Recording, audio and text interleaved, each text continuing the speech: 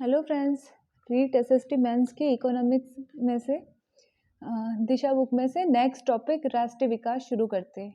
1934 में भारत के लिए नियोजित अर्थव्यवस्था प्लान्ड इकोनॉमी ऑफ इंडिया किसने लिखी? तो सर एम विश्वेश्वरैया ने लिखी। विश्व के लिए इनके कुछ प्लान थे इकोनॉमी में। भारत के लिए नियोजित अर्थव्यवस्था पुस्तक में सर एम विश्वेश्वरैया ने सुविख्यात अभियंता, अर्थशास्त्री और मैसूर के दीवान ने भारत के नियोजित आर्थिक विकास हेतु एक 10 वर्षीय राष्ट्रीय योजना का सुझाव दिया। इन्हें भारत के आधुनिक नियोजक का प्रणेता भी कहा गया है। निम्न में से कौन सा भारत के आर्थिक नियोजन का उद्देश्य नहीं है? तो आत्मनिर्भरता है, औद्योगिक वृद्धि है, रोजगार उत्पन्न करना है, तो जनसंख्या वृद्धि नहीं है। भारत एक विशाल जनसंख्या वाला देश है, अतः जनसंख्या वृद्धि भारत के आर्थिक नियोजन का उद्देश्य नहीं है, जबकि शेष तीनों विकल्प आर्थिक नियोजन के उद्देश्यों में शामिल है। भारतीय अर्थव्यवस्था का विकास किस आधार पर व्यक्त किया गया? तो प्रति व्यक्ति आय के आधार पर। विकास का अर्थ है पूंजी निवेश के उपयोग द्वारा अल्प विकसित क्षेत्रों में वास्तविक आय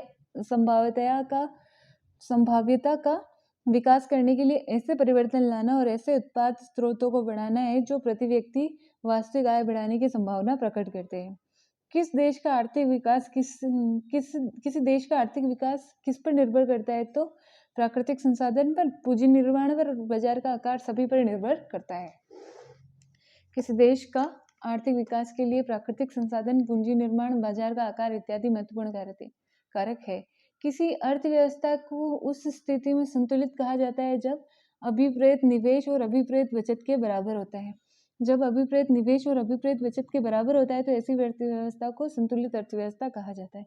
भारत को मिश्रित अर्थव्यवस्था किसके अस्तित्व के कारण कहा गया? तो ये सार्वजनिक क्षेत्र और निजी क्षेत्र के अस्तित्व के कारण कहा गया। भारत में मिश्रित अर्थव्यवस्था सार्वजनिक तथा निजी क्षेत्र के अस्तित्व के कारण कहा गया है। मिश्रित अर्थव्यवस्था का क्या आशय है? तो निजी और सार्वजनिक दोनों क्षेत्रों का अस्तित्व है। निम्न में से कौन सा अभिलक्षण भारतीय अर्थव्यवस्था से संबंधित नहीं है? तो भारी उद्योग और मजदूरी के माल में संतुलन नहीं है। यह प्रति व्यक्ति आय में कमी, ये तो है। बाकी कृषि की प्रमुखता ये भी है और जनसंख्या का दबाव ये भी है, पर भारी उद्योग और मजदूरी के माल में संतुलन ये नहीं है।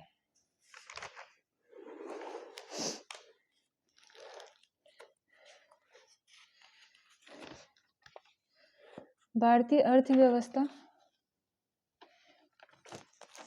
अर्थव्यवस्था प्राथमिक विकासशील अर्थव्यवस्था है।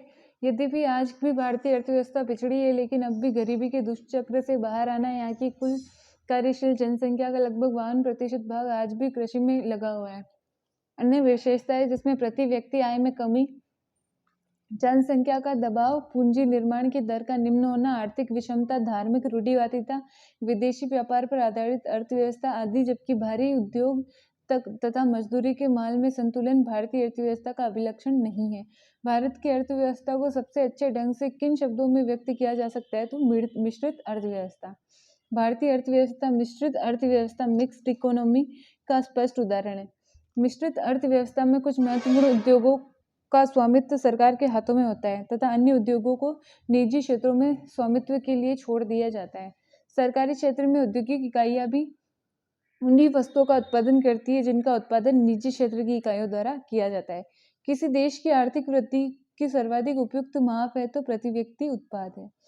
किसी देश में आर्थिक समृद्धि अनिवार्य रूप से होगी यदि देश में पूंजी निर्माण होता है। तो ये topic complete. Thank you friends.